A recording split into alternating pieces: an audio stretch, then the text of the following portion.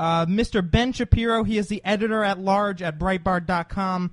Mr. Shapiro, how are you doing, sir? I'm doing pretty well. How are you? I'm doing great. Thanks so much for being with us here tonight. Sure. So I want to cover a few different things here, but first I want to touch on what happened about 2 weeks ago at CSULA.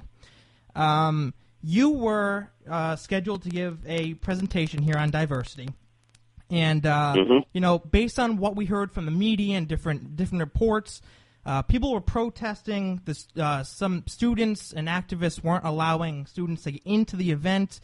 There were pictures released of this, and there were video clips released, but I can't help but thinking that these pictures and the video clips don't do a justice to what it must have been like to actually be there on the campus in this sort of environment. Can you explain to me and my audience what that was kind of like, being in such kind of a hostile environment? Sure. So essentially what happened is we had heard on the Monday before this event, so this happened on Thursday. The Monday before, the president of the university had canceled the event because essentially he didn't like what I was saying. I told him that he could stick it. We were coming anyway. And after he continued to threaten for another couple of days, about an hour before the event, he announced that indeed the event would go off and that there would be enough security there that everybody would be safe, et cetera, et cetera. On the way there, we started getting texts from people who are on the ground there saying there are people who are already being arrested, that there are helicopters that are flying around, there are lots of cops everywhere, that the protesters have blocked every entrance and every exit into the building to prevent anybody from getting in and also to prevent people from getting out. So by the time we get there, there's only one exit to the building that's still open that the cops have essentially kept open, and they take me through there. We're talking about a dozen armed police and uniformed police officers take me in.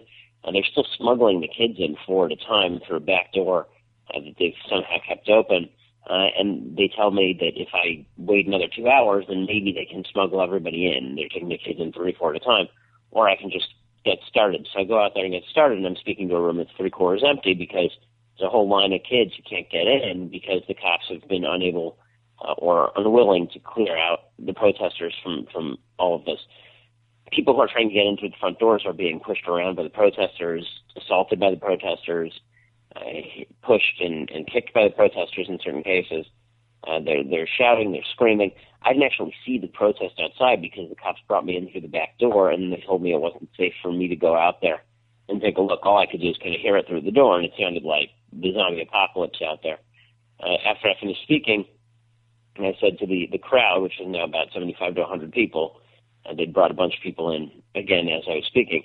I said, do you guys want to go out there and confront the protesters? They wanted to. I asked the security people, and the security people said that if we went out there, and by this point I have, 10 to 15, again, uniformed police officers just assigned to keep me safe. They say, if you go out there, we can't guarantee your safety, and we can't guarantee the safety of any students who are in this room.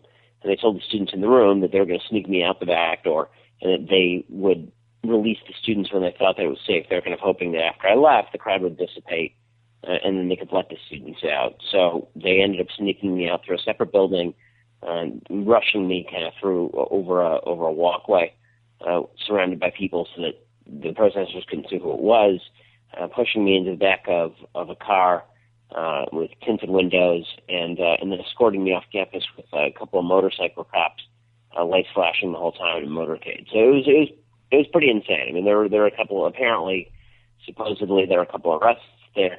The security said if I had gone out there that my security had been riot trained. And they said if you go out there, this is no longer just a crowd, this is now a mob. And if somebody throws one punch, this could easily turn into a riot. Ben, the left, they preach tolerance all the time. All we hear from them is tolerance, tolerance, tolerance, how important it is to be tolerant. Between, first of all, the president of this school initially canceling the event, between these protesters not letting people to get in to the actual event, there's really no such thing as liberal tolerance, at least when it comes to conservatives speaking their mind on college campuses, is there, Ben? No. Tolerance is just a word they use for you agree with us. If you disagree with them, then, of course, you're not supposed to be tolerated because you're a threat to the safety and security of the campus because you use words. And this is what people were saying. They were saying that it was actually dangerous for me to come to campus when, my entire career has been just saying things, essentially. And they're saying that it's unsafe if I come because who knows, violence could break out. Well, I mean, it wasn't going to break out from our side, that's for sure. Nobody on our side wanted to do anything except sit there and listen. Right. And in the midst of all of this, I think that young conservatives need to speak up now more than ever. You have indoctrination that goes on in the classroom left and right. You have, these campuses preaching things like diversity and tolerance and all this left-wing crap, really. I think now is a time for young conservatives, as many as possible, to step up to the plate, to speak out, and to fight back against this. But let me ask you this, Ben. Do you think that many of these conservatives are feeling intimidated even to speak up? Certainly. I mean, whether it's professors who are threatening to grade them down or other students not inviting them to the cool kid parties, yeah, for sure there's intimidation. I mean, these kids who brought me in, and I said to them that they're the ones who are brave for bringing me in just because I leave. I finish speaking, I go away. They have to stay on campus and deal with all of these overbearing people who have been threatening them. We're getting calls. I do a radio show in Los Angeles, and we were getting calls from students saying that the night before the event, their professors were telling kids that a terrible racist was coming to campus and they had every obligation to try and do something about that. I mean, when you're hearing that from your professors, is that a tacit threat that you're going to, that if you like that particular speaker, then it's a problem? In this case, it wasn't even tacit. One of the professors actually threatened to wrestle the quote-unquote white supremacists who had brought me to campus, which is rather odd since not only am I an Orthodox Jew, but David Duke and the KKK came out and condemned me by name this week. So it's been a bizarre couple of weeks. You have the left calling me a KKK member and the KKK members calling me a leftist. So absolutely. Unbelievable. Yeah, not a bad indicator you're doing something okay.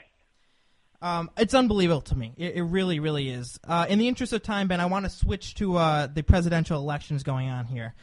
I've been covering this like crazy. I used to call, believe it or not, and don't hold this against me because I know you're not a fan of Donald Trump, and I'm not either.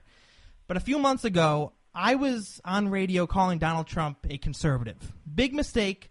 I've seen the light. I don't call him a conservative. He's really not a conservative, is he?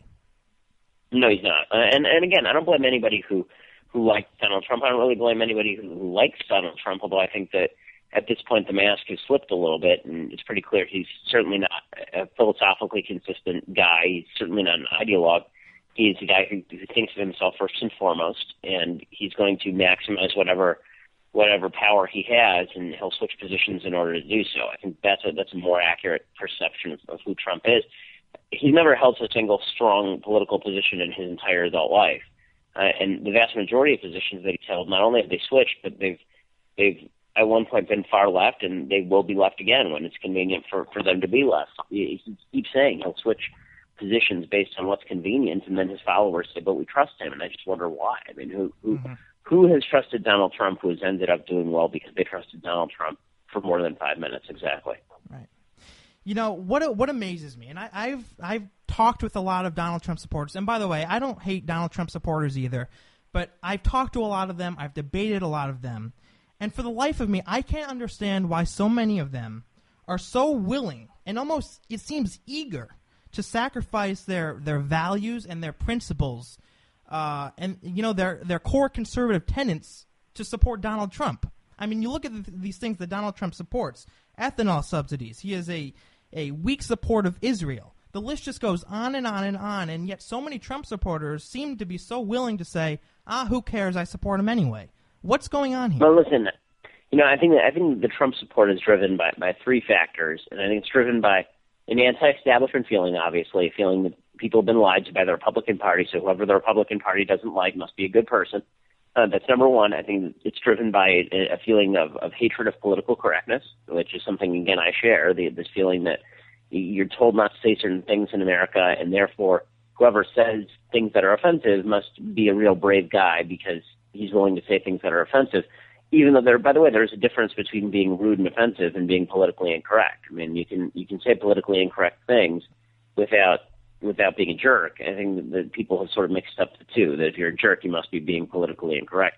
And finally, there's a sort of an anti-nationalism. Obama and the left has become very anti-nationalist. America's a bad place. It victimizes people. Trump comes along.